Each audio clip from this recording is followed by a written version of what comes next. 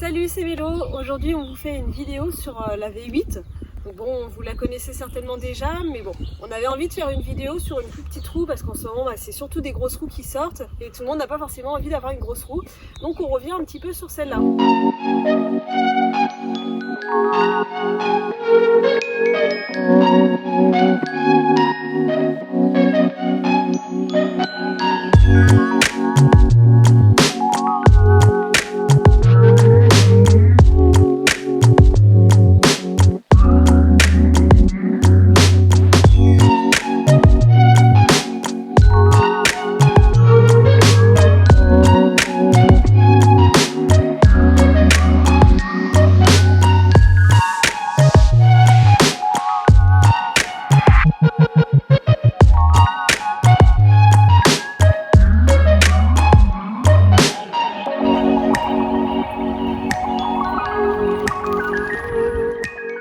Alors à savoir que la V8 malheureusement elle est plus disponible neuve à l'achat, vous pourrez la trouver d'occasion aux alentours de 500 €.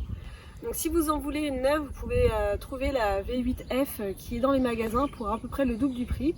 Donc voilà, c'est une V8 qui a été remise au goût du jour, qui va avoir un peu plus d'autonomie, des cale-pieds plus grands, une puissance moteur améliorée et des coussinets à cet endroit-là de la roue pour amortir sur vos jambes. Voilà. Donc voilà, aujourd'hui on se concentre sur la V8. Alors on va parler un petit peu de son design, à savoir que c'est une roue qui est plutôt fine. Donc je trouve que pour des petits gabarits et des femmes notamment, c'est plutôt agréable parce que bon, des fois on se retrouve avec des gros machins entre les jambes. Donc voilà, je trouve que pour une femme, c'est plutôt agréable. Elle a un troulet sur le côté. Hop. Voilà, qui se sort comme ceci. Donc il est plutôt optimal. Quand on le rentre, on le voit pas du tout, hein. Il est complètement camouflé dans la roue. Par contre, il n'est pas très haut, hein, donc pour les grandes personnes, c'est pas forcément celui qui sera le plus adapté. Sur toute la roue, on retrouve des LED. Donc vous pouvez après customiser les couleurs, la façon, enfin le rythme des LED, tout ce genre de choses. Et je trouve que c'est plutôt pas mal la nuit parce que on vous voit bien. Vous avez une petite lumière à l'avant qui fait le boulot, bon, sans en faire plus que ça non plus, mais bon, au moins elle a le mérite d'exister. Par contre, bien sûr, pas de LED arrière, pas d'écran pour connaître votre vitesse ou ce genre de choses, hein. On est plutôt quand même dans le basique. Donc là, je ne sais pas si vous allez bien voir, mais on peut quand même contrôler le niveau de batterie. Vous avez des cale-pieds plutôt petits. C'est pour ça que je trouve que c'est une roue qui est adaptée, qui est davantage adaptée aux petits gabarits. En termes de poids, pareil, on est sur du 14 kg. Donc quand on a connu des fois plus lourd en voyage, forcément c'est rien du tout. Donc elle est très facilement maniable.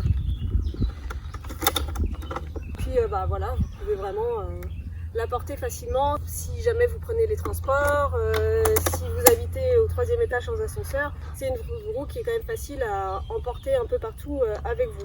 En dessous de la roue, vous avez le coupe-circuit, donc c'est un petit bouton que vous sentez. Quand vous allez la prendre, forcément vous allez appuyer dessus, donc il n'y a pas de risque que la roue s'emballe. Donc ça c'est plutôt bien aussi quand on oublie qu'on a un peu la tête en l'air. Donc celle-ci à la base elle était à Thomas, donc on peut quand même aussi la prendre même quand on a un grand gabarit. Il me l'a ensuite donnée, ça a été ma roue favorite pendant plusieurs mois. Puis je suis passée sur la Kingsong 18XL pour le voyage.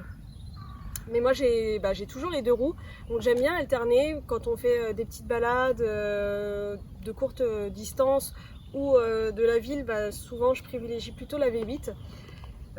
C'est vrai qu'elle va, voilà, comme j'ai dit, elle est légère, elle est facile pour les petites routes, prendre les virages, ce genre de choses.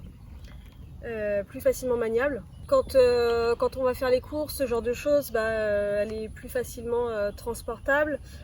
C'est vrai qu'elle est moins lourde, donc du coup c'est aussi plus facile de l'avoir avec moi. Bon, on va parler de ses petits défauts parce qu'on en a quelques-uns quand même si c'est une roue que j'adore et que je recommande vivement. Ici vous avez la coque qui ressort un peu, donc si vous apprenez à faire de la roue avec, ça peut un peu vous faire mal sur les débuts. À savoir que ça reste quand même une petite moyenne roue. Donc tout ce qui va être bosses, racines, cailloux, ce genre de choses, vous allez plus les sentir. Ce qui va être trottoir aussi, on ne peut pas tous les prendre, surtout au début. Donc voilà, donc il faut bien rester vigilant quand vous l'utilisez. Surtout si vous avez appris peut-être sur une plus grosse roue qui vous permettait plus d'erreurs, on va dire, sur le terrain, pas forcément lisse. Celle-là, il y a certaines choses qui ne vont pas passer. En autonomie, sur mon gabarit, on va être sur une trentaine de kilomètres. Donc elle va être bien pour faire grosso modo l'aller-retour au travail si vous travaillez proche de chez vous. Et il faudra la recharger tous les jours. C'est sûr que vous n'allez pas pouvoir faire des grandes balades avec.